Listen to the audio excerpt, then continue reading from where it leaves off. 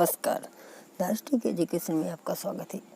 आज है 20 सितंबर 2021। आज हम 20 सितंबर 2021 के रिलेटेड कुछ इम्पोर्टेंट करंट अफेयर के बारे में जानकारियाँ प्राप्त करेंगे। तो जैसे कि यूपीएससी, एसएससी, एनटीपीसी, आरआरबी और जैसे कि कुछ महत्वपूर्ण इम्पोर्टेंट नोट भी आपको बताएंगे। तो चलो हम बढ़ते हैं अपने नंबर पहले की ओर। तो जैसे कि किस राज्य ने मेडिसिन फ्रॉम द स्काई का पहले की शुरुआत की है? तो इसका बिल्कुल सही आंसर है ए, यानी कि तेलंगाना ने ये शुरुआत की है। जैसे कि कुछ और राज्य के बारे में जान लेते हैं। जैसे छत्तीसगढ़ ने हाल ही में बाजरा मिशन की भी शुरुआत की है। एक इम्पोर्टेंट नोट है, आप इसे याद रख सकते हैं।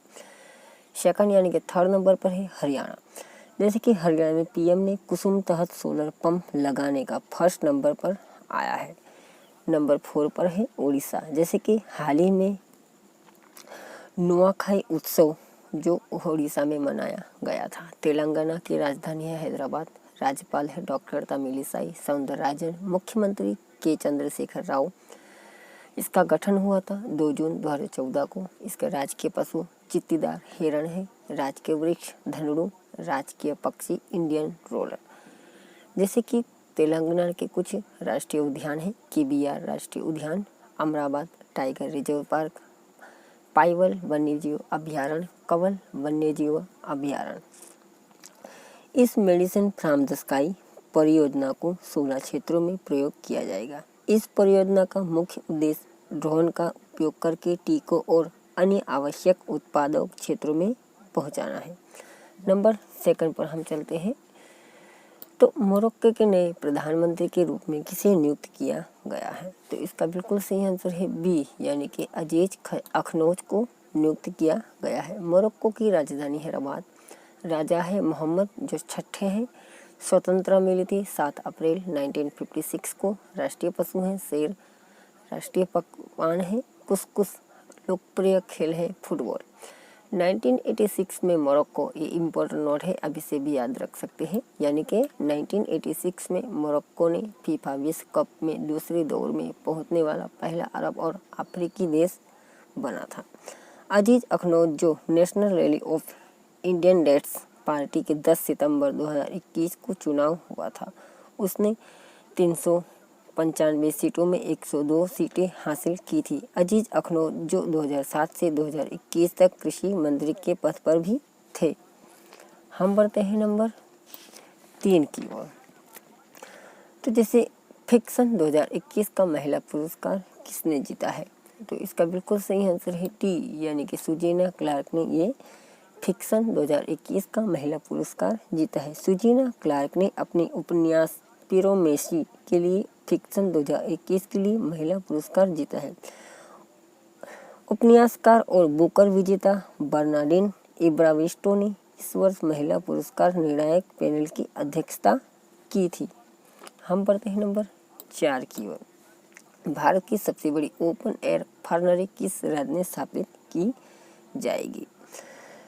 तो जैसे कि इसका बिल्कुल सही आंसर है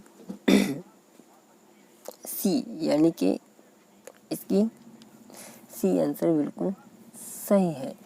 तो जैसे कि इसकी स्थापना हुई थी नवंबर 2000 में। राजधानी है देहरादून। मुख्यमंत्री हैं पुष्कर सिंह धामी। गवर्नर है गुरमीत सिंह। मुख्य न्यायाधीश है राघवेंद्र सिंह चौहान। रामसर साइट है जैसे कि वेटलैंड साइट ऑफ इंडिया, यानी कि आसान कंजर्वेशन रिजर्व साइट वहाँ की मुख्य साइट है। नितिन गडकरी ने उत्तराखंड में अगस्त में परियोजनाओं की घोषणा भी की थी। अब इसे इम्पोर्टेंट नोट है, याद रख सकते हैं। उत्तराखंड राज्य पुष्प ब्रह्मकमल की 24 प्रजातियां भी पाई जाती है। उत्तराखंड में राजस्व पुलिस व्यवस्था 1874 में लागू की गई थी। अब इसे भी याद रख सकते हैं। उत्तराखंड के प्रथम मुख्य सचिव अजय विक्रम सिंह थे। अब इसे भी याद रख सकते हैं। उत्तराखंड जो संपत्ति को अधिकार देने वाला देश का पहला राज्य भी बना है। तो ये उत्तराखंड के बारे में कुछ जानकारियाँ आपको बताई थी।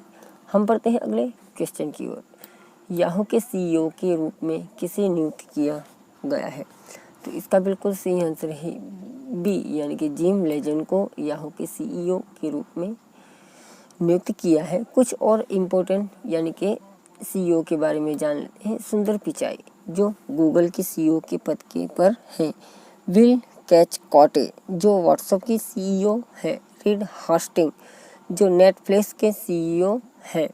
जैसे कि याहू की स्थापना हुई थी 1994 में। संस्थापक जेरी यंग, डेविड फिलो हैं। इसका मुख्यालय है सनीवेल यानी कि यूएसए स्थित इसका मुख्यालय है। अवकुश सुरक्षा साझेदारी के तहत कौन सा देश परमाणु ऊर्जा के चलने वाली पनडुब्बियों के बेड़े का निर्माण भी करेगा? तो इसका बिल्कुल सही आंसर है सी यानी कि ऑस्ट्रेलिया ये निर्माण करेगा। ऑस्ट्रेलिया की राजधानी है कैनबरा। सम्राट है एलिजाबेथ सेकंड। गवर्नर है क्विंटीन ब्राइस। प्रधानमंत्री है स्कॉट मॉरिसन प्रधानमंत्री हैं। हम पढ़ते हैं अगले क्वेश्चन की ओर। किसने शून्य प्रदूषण वितरण वाहनों को बढ़ावा देने के लिए शून्य अभियान शुरू किया है? तो इसका बिल्कुल सही आंसर है डी यानी कि नीति आयोग ने ये अभियान हाल ही में शुरू किया है।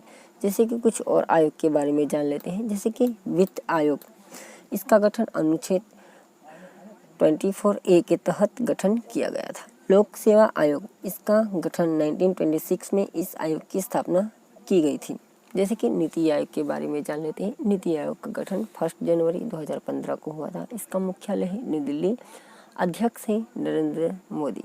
उपाध्यक्ष हैं राजीव कुमार। इसके सीईओ हैं अमिताभ कांत इसके सीईओ हैं। हम बढ़ते हैं अगले क्वेश्चन की ओर। मालदीव से भारत के अगले उच्चायुक्त के रूप में किसे नियुक्त किया गया है?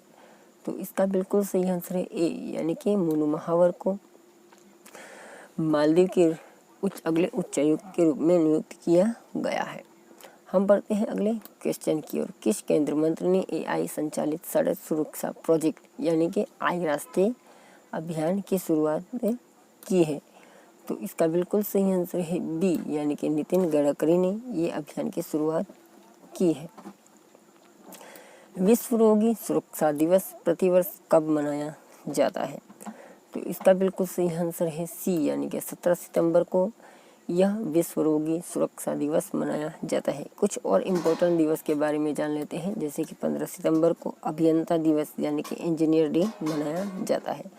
16 सितंबर को विश्व ओजोन दिवस मनाया जाता है। 14 सितंबर को हिंदी दिवस मनाया जाता है।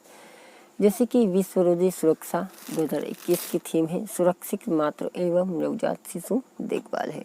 पहला विश्व रोगी सुरक्षा दिवस 17 सितंबर 2020 को मनाया गया था। हम बढ़ते हैं अगले क्वेश्चन की ओर।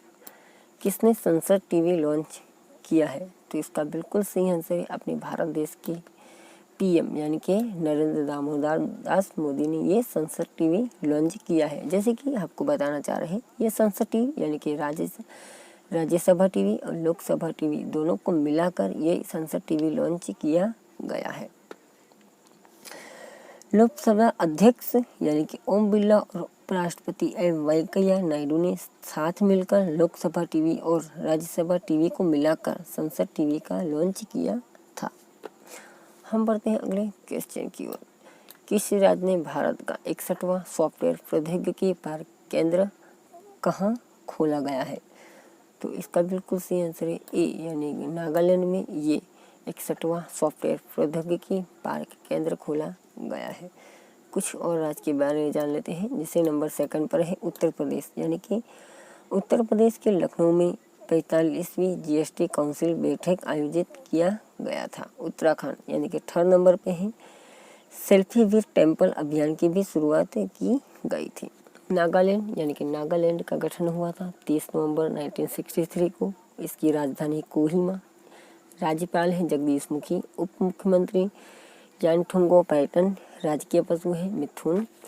राजकीय पक्षी ब्लिपन ट्रेगोयान। राजकीय वृक्ष है अलदेर। राजकीय फूल है कोपाऊ इसके राजकीय फूल है। बढ़ते हैं अगले क्वेश्चन की ओर। भारत के किस क्रिकेट खिलाड़ी ने T20 बारूद से कप्तानी छोड़ने की घोषणा की है? तो इसका बिल्कुल सही आंसर है अपने ए यानी कि विराट कोहली ने ये T20 बारूद से कप्तानी छोड़ने की भी घोषणा की है।